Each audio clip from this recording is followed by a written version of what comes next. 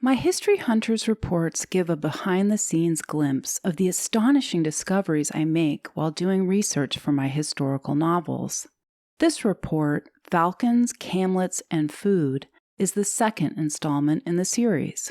Look below the video to find a link to the original blog post on my website at www.amymaroney.com. You can also subscribe to my blog there, and if you're a history geek who just can't get enough, like me, join my readers group at the link below for monthly research updates. Please enjoy this report, and thanks for listening. Falcons, Camlets, and Food, History Hunters Report 2. Here's the latest scoop on research for my Sea and Stone Chronicles series, which features, among other heroines, a female artist born on the island of Rhodes in the 15th century when it was ruled by the Knights Hospitaller.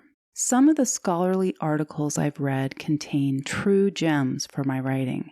My latest hot discoveries involve falcons, camlets, and food. Falcons. Just the word falcons makes my eyes light up. Falcons are the fastest of all raptors. They can reach speeds of nearly 200 miles per hour when pursuing prey. Their vision is so superior to ours that they basically roam the planet with built-in zoom lenses in their eyes.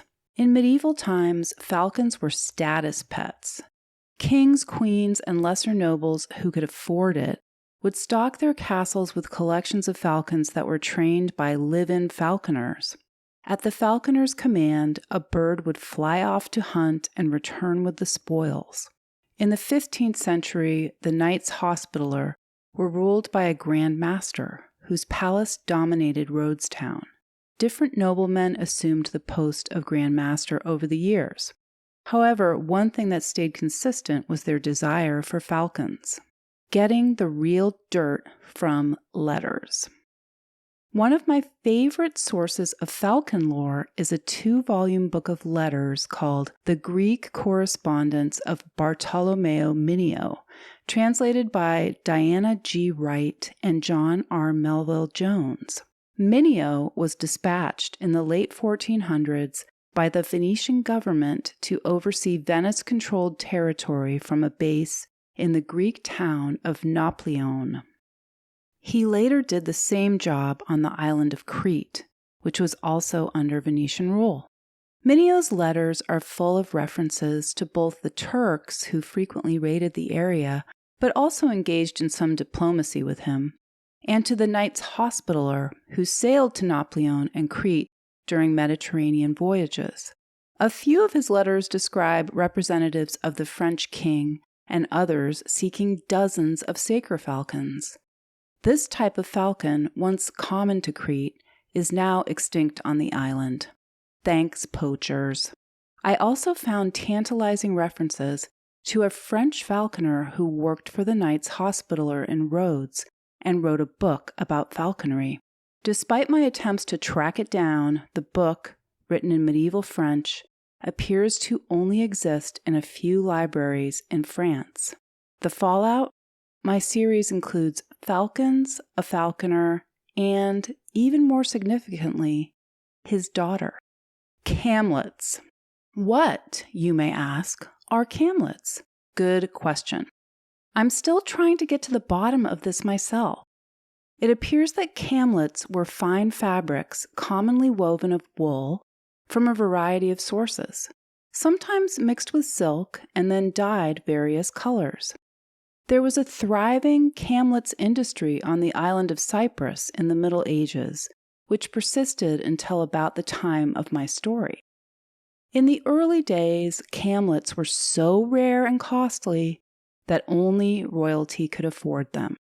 As the merchant class grew in wealth and power, camlets became a status item for more than just the noble-born. While reading about this a few weeks ago, I came across a reference to a resident of Rhodes who received a bale of 60 camlets as warranty for a loan of 103 ducats. Camlets came in a dazzling array of colors, including white, azure, emerald green, pistachio green, and deep purple. Camlets will definitely make an appearance in my series. Food, glorious food. I can't tell you how hard it's been to get a sense of what people ate in Rhodes during the rule of the Knights Hospitaller. During some deep dives down obscure rabbit holes, I found reference to villas outside the walls of Rhodes town, with gardens containing lemon trees, orange trees, pomegranates, and capers. I found evidence of properties planted with vineyards, so there was local wine production as well as table grapes and raisins. Fishing was a big deal on Rhodes back then as it is now, so it feels safe to say people ate fish. Goats and lamb and chicken were also available to those who could afford meat. Spice traders frequented Rhodes Harbor, so I'm confident my characters ate pepper, cloves, saffron, and other commonly traded spices. Salt, honey, and sugar were all readily available on Rhodes, and the wine just never stopped flowing. At the time of my story, wine was transported via ships in wooden casks, a new development because up until then it was carried in ceramic vessels. One of my main sources about food was an article simply titled Food by scholar David Jacoby, describing the trade in foodstuffs and wine around the Mediterranean and into Constantinople before it fell to the Turks in the 1450s. Some of my findings from food. People ate a lot of cheese. They ate bread, both leavened and unleavened. They ate nuts and dried fruits. Olive oil was a major commodity. Just as today, there were varying grades of olive oil for sale. Constantinople also imported caviar from the Black Sea.